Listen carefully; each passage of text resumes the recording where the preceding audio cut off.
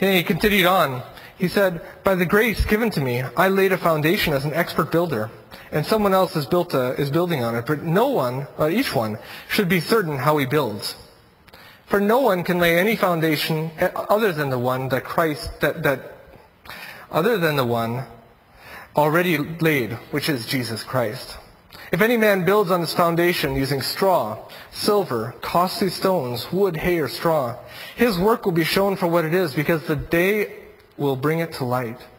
It will be revealed with fire, and the fire will test the quality of each man's work. If what he has built survives, he will receive his reward. If it is burned up, he will suffer loss. He himself will be saved, but only as one escaping through the flames. Paul built the community of faith, being careful how he did so, because he wanted to obtain spiritual rewards for himself. Through his effort and the effort of others, this community of faith was to grow in its corporate faith. It was to grow in being one. The opposite of this was what was happening, with the community being split apart by wedge issues. But you wonder up to this point. You say, is that really so bad? I mean, churches split all the time, So what if maybe there would eventually be a First Apollos, Baptist church and a, St. Peter's Catholic church? That's fine, right? That's not what Paul says. Verses 16 and 17, he says, don't you know that you yourselves are God's temple and that God's Spirit lives in you? If anyone destroys God's temple, God will destroy him.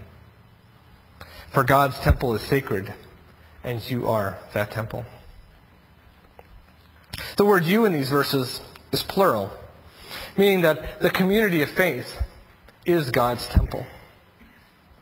The people who split the church are probably aren't going to lose their salvation, but they may inflict, they're definitely going to lose spiritual reward, and they may inflict pain and suffering and on themselves, physical or emotional. When we function as a congregation, we are God's temple. And when we break away from the congregation for unjustifiable reasons, what we're actually doing is we're actually breaking apart the church. And we encourage other people to do so. We're doing it even more. We need to avoid doing that. We need to continue to congregate so that we don't inflict unnecessary pain and suffering on ourselves and other people. But what does it mean that says that the congregation here is sacred?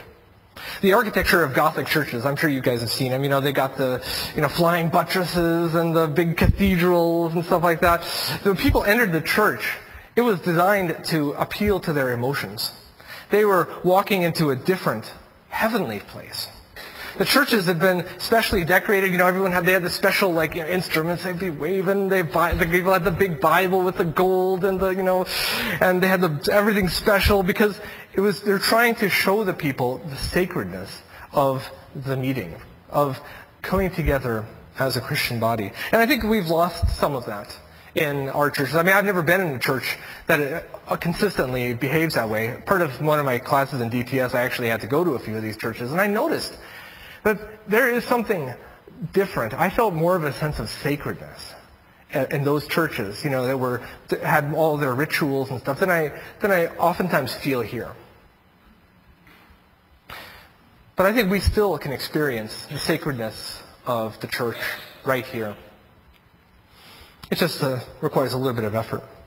My friends in Facebook are basically, by and large, people I've known in the church.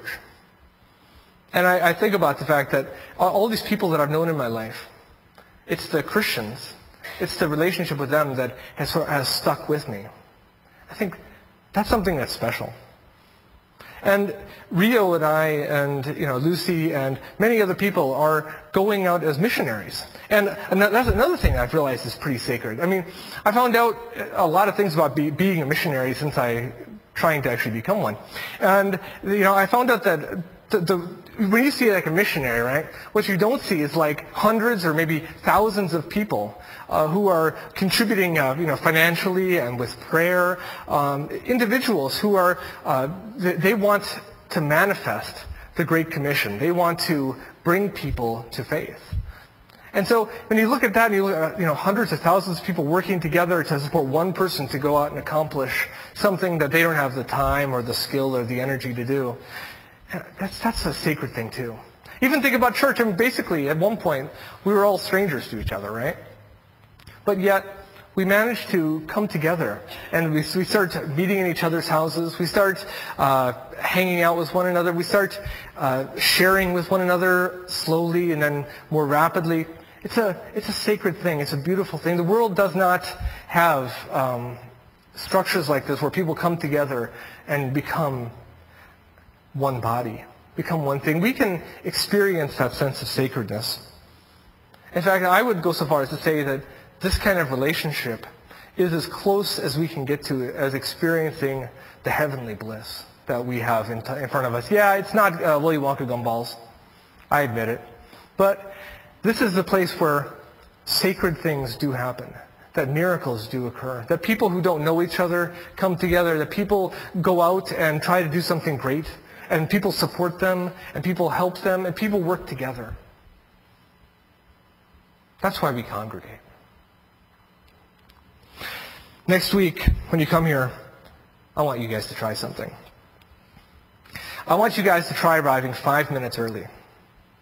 Okay? For me, this means trying to arrive at 9:20, so I actually get here at 9:25. Okay. What I want you to do is spend a minute in your car and just ask God to emotionally prepare you for the sacredness of what you're about to do.